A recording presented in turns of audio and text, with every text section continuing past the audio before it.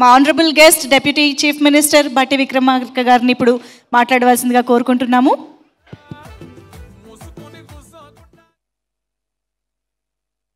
మిత్రులు కోన వెంకట్ గారికి, అట్లాగే పెద్దలు విజయేంద్ర ప్రసాద్ గారికి, మరో కథానాయకుడు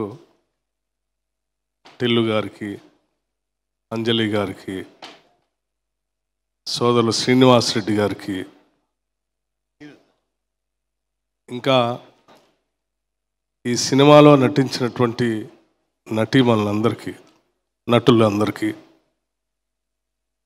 వేదిక మీద ఉన్నటువంటి ఇతర స్నేహితులందరికీ, ముందున్నటువంటి ప్రముఖ గాయని సునీత గారికి,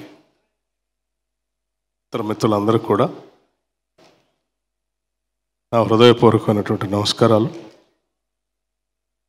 క్రోధినామ సంవత్సర ఉగాది శుభాకాంక్షలు కూడా మీ అందరికీ.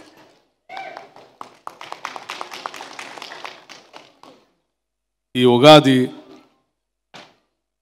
ప్రపంచంలో ఉన్నటువంటి తెలుగు వాళ్ళందరికీ,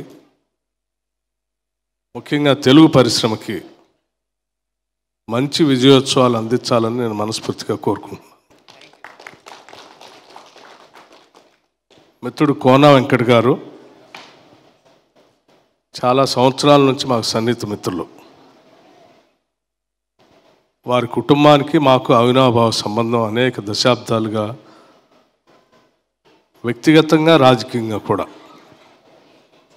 కోన ప్రభాకర్ రావు గారు పెద్దలు, ఆ రోజుల్లో హోంశాఖ మార్చులుగా, గవర్నర్గా, కాంగ్రెస్ పార్టీలో అత్యంత ప్రముఖమైనటువంటి పాత్ర పోషించినటువంటి పెద్దలు, ఆ కుటుంబానికి సంబంధించిన కోన వెంకట్ గారు ఈ సినిమా ప్రీ రిలీజ్ సందర్భంగా తప్పనిసరిగా రావాలి మిత్రమా అని అడిగితే, సరే ఉగాది నా శాసనసభ నియోజకవర్గంలో ఉండటం అనేది ఆనవాయితీగా ఉన్నటువంటి కార్యక్రమం. నాకు కేవలం మిత్రుడి మీద ప్రేమతోనే అక్కడి నుంచి బయలుదేరి 5 గంటలు ప్రయాణం చేసి ఈ కార్యక్రమానికి వచ్చాను. ఈ సినిమా గీతాంజలి మళ్ళీ వచ్చింది, విజయవంతం కావాలని మనస్ఫూర్తిగా కోరుకుంటున్నాను. నేను సినిమా అనేది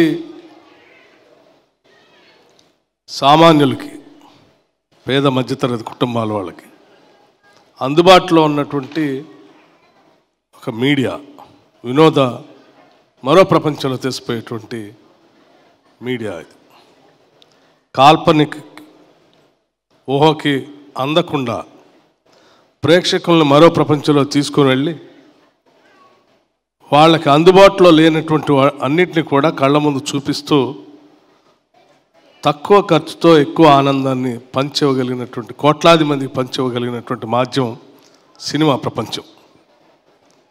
అటువంటి సినిమా ఇండస్ట్రీ హైదరాబాద్ నగరంలో, తెలంగాణ రాష్ట్రంలో బాగా అభివృద్ధి చెందాలని, తద్వారా లక్షల మందికి ఉపాధి అవకాశాలు దొరకాలని మనస్ఫూర్తిగా ఈ ప్రభుత్వం కోరుకుంటుంది.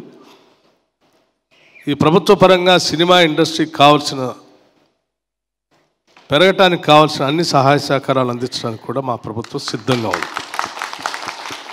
అవసరం మీ అందరికీ నేను ప్రత్యేకంగా చెప్పవలసిన అవసరం కూడా లేదనుకుంటున్నాను, అయినా గుర్తు చేయదలుచుకున్నాను. హైదరాబాద్ నగరంలో సినిమా ఇండస్ట్రీ స్థిరపడటానికి కేవలం ఆనాటి కాంగ్రెస్ ప్రభుత్వాలే.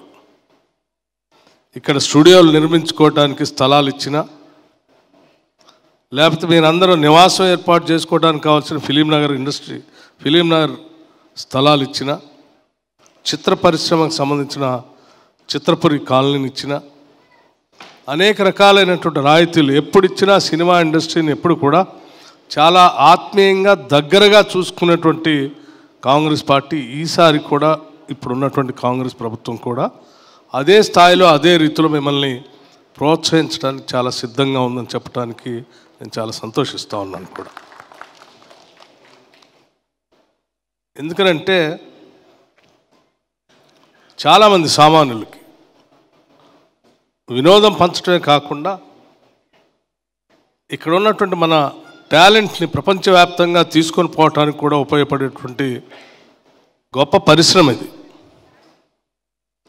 ఈ మాధ్యమానికి బౌండరీస్ లేవు, భాష లేదు, జియోగ్రఫికల్ బౌండరీస్ అంతకంటే లేవు. మనం ఎవరికి తక్కువ కాదు అని చెప్పడానికి ఉపయోగపడేటువంటి అత్యంత అద్భుతమైనటువంటి పరిశ్రమ ఇది. అటువంటి పరిశ్రమ ద్వారా ఈ ప్రాంతానికి రాష్ట్రానికి కూడా పేరు ప్రఖ్యాతులు తెచ్చుకోవడానికి ఉపయోగపడేటువంటి వ్యవస్థ కాబట్టి తప్పనిసరిగా మేము దీన్ని సంపూర్ణంగా పెంచి పోషించాలనేటువంటి ఆలోచనలో ఉన్నాం. మీ అందరికి కూడా శుభాభినందనలు ఈ ఉగాది సందర్భంగా తెలియజేస్తూ, ప్రతి సినిమా కూడా నవరసాలు ఉండేటట్టుగా ఉంటే ఇంకా చాలా బాగుంటుందని నేను అనుకుంటూ ఉన్నాను.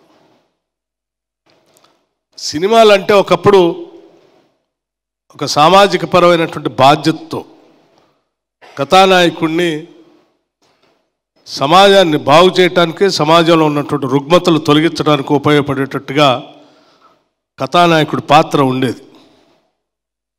ఆ పాత్ర చుట్టూ రకరకాలైనటువంటి పాత్రలు, నవరసాలతో కూడినటువంటి పాత్రలు అందులో మేళవించి తద్వారా ఈ సామాజిక పరివర్తన కూడా పెద్ద ఎత్తున ఉపయోగపడినటువంటి తెలుగు పరిశ్రమను మనం ఎప్పుడు కూడా మరిచిపోవద్దని కూడా ఈ సందర్భంగా నేను మిత్రులందరికీ గుర్తు చేస్తూ ఉన్నాను. ఒకనాటి కన్యాశుల్కం కానీ, రోజులు మారాలని కానీ, ఆనాడు అక్కినేని నాగేశ్వరరావు గారితో వచ్చినటువంటి మరో ప్రపంచం కానీ, బహుశా చాలామంది తెలిసి ఉండకపోవచ్చు మరో ప్రపంచం సినిమా. ఇవన్నీ విజయం సామాజికమైనటువంటి బాధ్యత ఉంటే దాంట్లో కమర్షియల్ యాంగిల్ ఉండదేమో అని భావించేటువంటి దానికి సమాధానం ఇటువంటి సినిమాల్లో చాలా స్పష్టంగా దొరుకుతుంది. అవి కూడా కమర్షియల్గా పెద్ద ఎత్తున విజయం సాధించాయి. సినిమా అనేది 100 రోజులు ఆడాలి, సినిమా అనేది 100 రోజులు పైబడి ప్రజల హృదయాల్లో నిలబడాలి. అలా నిలబడేటట్టుగా పెద్ద ఎత్తున ఈ తెలుగు సినీ పరిశ్రమ కేవలం తెలుగు ఇండస్ట్రీకే కాకుండా మిగతా ప్రాంతాల భాషలకు కూడా మన ఇండస్ట్రీ కథానాయకుల్ని, గాయకుల్ని అందరినీ కూడా అందించే స్థాయికి ఈ సినిమా ఇండస్ట్రీ ఎదగాలని చెప్పి మనస్ఫూర్తిగా నేను కోరుకుంటూ ఈ కార్యక్రమానికి ఆహ్వానించినందుకు మిత్రుడు కోన వెంకట్ గారికి నా హృదయపూర్వకమైనటువంటి ధన్యవాదాలు మరొకసారి తెలియజేస్తూ, ఈ ఇండస్ట్రీలో ఉన్న కార్మికులందరికీ కూడా వారి జీవితాలు కూడా ఈ ఉగాది సందర్భంగా కేవలం కథా నాయకులు, నటులు, నటీమణులే కాకుండా లైట్ బాయ్ దగ్గర నుంచి అందరి జీవితాల్లో ఈ ఉగాది వాళ్ళకు కొత్త నూతన వరవడితో పాటు ఆనందాన్ని, సుఖ సంతోషాలని, భోగభాగ్యాలను ప్రసాదించాలని కోరుకుంటూ ముగిస్తూ ఉన్నాను. Thank you. నమస్కారం.